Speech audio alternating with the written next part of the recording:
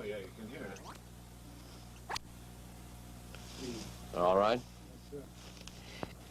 Minister Malcolm, when you broke with Elijah Muhammad back in March, you said it was because the black Muslims were too narrowly sectarian and inhibited, and because Elijah Muhammad had become blindly jealous of you and the personal following you had gathered. I said the first part, but the last part, I didn't say that Elijah Muhammad himself had become blindly jealous. I mentioned that it was his family and the officials in Chicago. Everything that I said always was designed to protect Mr. Muhammad himself, primarily because the image that he had created was the image that enabled his followers to remain strong in faith and things of that sort, and I didn't want to see any adverse effect or negative result develop in the faith of all of his followers. But actually, despite the fact that I tried to protect the Muslim movement, if you'll notice, they used their newspaper to slander me and to label me as a hypocrite and as a rebel, and Mr. Muhammad himself said that I defected. Well, in reality, I never even left the Muslim movement. They put me out, and they put me out because of what I knew, and what I knew was told to me by Mr. Muhammad's son, Wallace Muhammad himself. They put me out, and they put him out. Well, now, first of all, let's find out what it is that Wallace Muhammad, Elijah Muhammad's son, told you. Well, number one, if you notice, the stick that I always used in presenting, representing, and defending the Muslim movement was the fact that it had the ability to reform the morals of the so-called Negro community. It eliminated drug addiction, alcoholism, fornication, adultery, loose sexual behavior, which meant that it eliminated bastard babies, illegitimate children. Well, as long as I knew that this was what it represented and it gave me a strong stick, I could represent it and defend it. But we had a law which was that whenever any Muslim became involved in any kind of sexual relationship with someone to whom they weren't married, that person would be brought before the Muslim community, humiliated, and then isolated for from 1 to 5 years. This was our law. Well, in 1954, a teenage sister left Detroit and became one of Mr. Muhammad's personal secretaries. And there in the Chicago office, she became pregnant after being there for a year. And she was brought before the Muslim community and humiliated and isolated. And a year later, another secretary, this time one from Lansing, Michigan, came to Chicago. She also became pregnant. She was brought before the community and humiliated and isolated. And because the other person was never brought forth during this court session, it was concluded by all of Mr. Muhammad's followers that it was a non-Muslim who was the other party. Well, we grew so rapidly until that in 1957 or 58, the secretarial staff was expanded to, I think, 8 teenage sisters. In 1959, 6 of them disappeared. 2 of them reappeared in Philadelphia about 2 or 3 months later, and they were all right. The other 4 reappeared in 1960. All 4 of them had babies. All 4 of them had become involved with someone and become pregnant and had these children. So it was, from what I now know, when the 4 of them got back to Chicago and began to compare notes, they found that the same man had told all of them the same story and had made all of them pregnant, that the same man was the father of all 4 of their children and had also been the father of the children brought forth by the 2 secretaries who preceded them. So this story was kept among these sisters until 1962. 2 of them rebelled against the person who was responsible and began to tell the story all over the city of Chicago. It caused many of the Muslims in the Chicago mosque to leave and go back out in the street. They knew it, and I knew nothing about it until 1963 when Mr. Muhammad's son, who had been in prison, came out, and he had been a minister, and he was very religious and spiritual, and when he began to hear these rumors around Chicago, he went to one of the sisters, and the sister admitted to him that the rumor was true. And it was he who first told me about it. And when he told me about it, I wrote to Mr. Muhammad and told him about it, and he admitted that he had a knowledge of it, and that he'd given me a religious explanation that would fit into prophecy and all of that, so I was quiet. And it wasn't until October of 1963 that it came up again. And when it came up again, I realized that the same person who had made these other sisters pregnant was still busy doing the same thing. He hadn't stopped. Two of the sisters had 2 children by the same man. And one of those 2 sisters was pregnant still, getting ready to have a 3rd child by the same man. So when it was known among the Chicago officials that I had a knowledge of this, they become very fearful of me. They became very antagonistic toward me, and they had to do something to diminish the authority that I had, for fear that if this became public knowledge, the followers would leave the Muslim movement and follow me. And it was at that time that they used the statement that I made against President Kennedy as a pretext to cut my authority, and some other things happened that finally produced the split, or forced the split.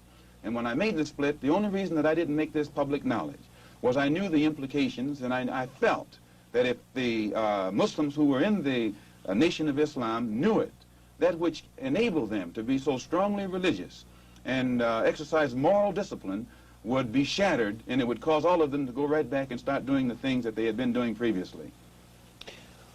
Who is the father of all of these various children whom you have enumerated? The first one to tell me who the father was Wallace Muhammad, and he told me that the father was Elijah Muhammad himself.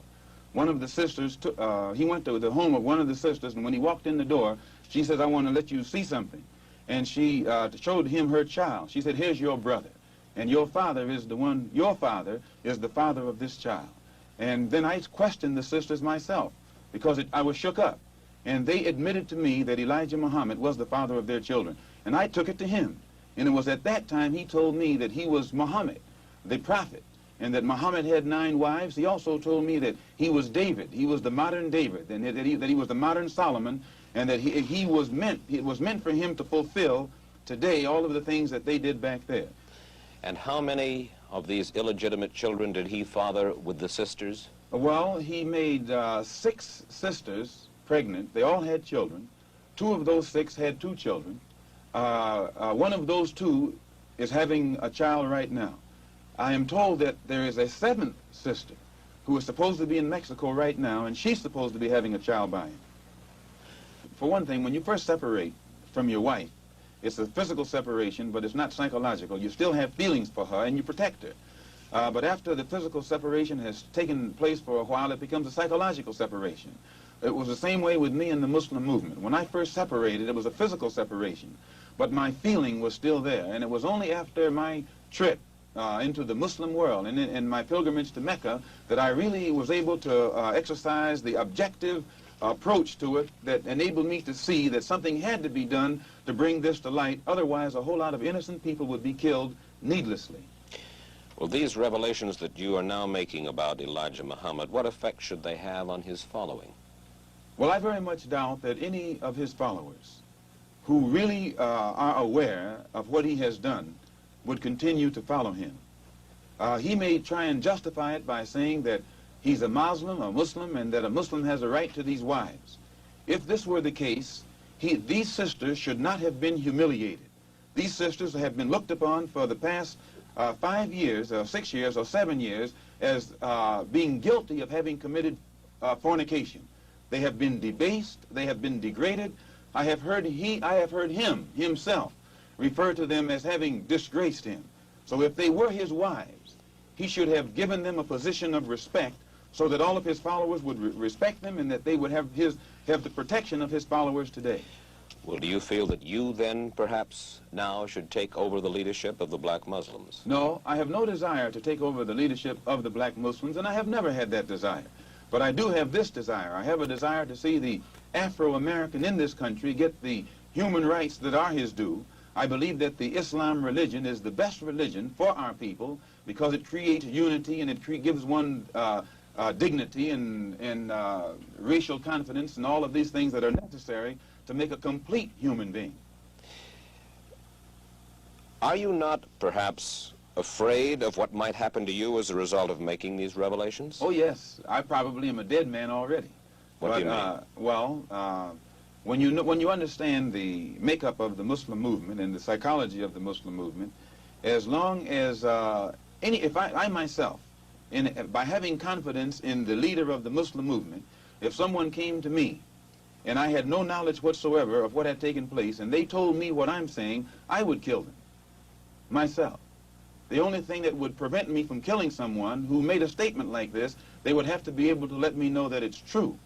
Now, if anyone had come to me other than Mr. Muhammad's son, I never would have believed it, even enough to look into it.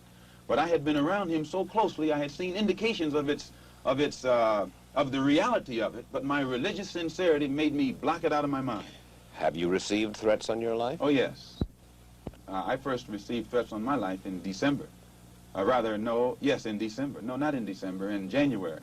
When it first became known that I had come back to New York and told the captain of the Fruit in New York, who was my right-hand man formerly, and also the secretary of the New York Mosque and the minister in Boston. When it became known that I had told them, then an effort was made to shut me up. One brother encouraged to go out to my house and shut me up. And fortunately, it was a brother who was well capable of doing so, but it was a brother who was highly intelligent. He was academically equipped to think for himself. And what he was told to do didn't add up. And fortunately, he was the one who put out a feeler to me to find out what was wrong. And I opened his eyes. And then he opened the eyes of the same crew whose job it is to do this kind of work. You mean he was going to kill you? Oh, yes. One of them was, an attempt was made to get one of them to wire my car with an explosive. That one is with me right now. Well, fortunately, while I was among the Muslims, I never lived beyond my means, and I have learned how to live within means. And I still have the clothes that that was provided for me at that time. I'm in the house that was provided for me, although we're in a court battle, they're trying to get it back. And I have made this statement to them concerning the house, that they could have it. If they would take me back, that they would permit me to come before the Muslim movement, the rank and file, and explain or defend myself against all of the charges that they've made against me, they could have the house. But they are going contrary to their own laws by standing up in the mosque and indicting me, but never giving me a chance to defend myself. And they say that no one can judge me but Mr. Muhammad. In this case, Mr. Muhammad can't sit as judge because he's involved in the case. Elijah Muhammad says of the Muslims, we carry no arms, and we do not seek to win victory with arms. We do nothing to others that we would not have done unto us. The two brothers were sent after me with revolvers by Joseph, the captain of the Fruit in New York. They were armed. When a Muslim is attacked, and you'll find this to be the pattern, when the Muslims were attacked in Monroe, Louisiana, Elijah Muhammad gave no signal to anybody across the nation to come to the defense of their brothers. When our brothers were attacked in Los Angeles, again, Elijah Muhammad gave no signal to anybody to come to the defense of those brothers. Never have the Muslims anywhere in the country gotten any kind of instruction from the national office or headquarters on how to defend themselves when they are attacked by outsiders. The only times the Muslims have ever been given any instructions to commit violence is when that violence is directed against a fellow Muslim. His followers are violent against Negroes. Against Negroes? Yes, his followers will go out and attack another Negro, like they will attack me, or they will brutalize a fellow Muslim who breaks the law. But you don't find those same followers going out and becoming involved in the Negro struggle in any way whatsoever. Now, the violence that he accuses me of is my tendency to want to participate in the struggle of the Negro at all levels. This is what he calls violence.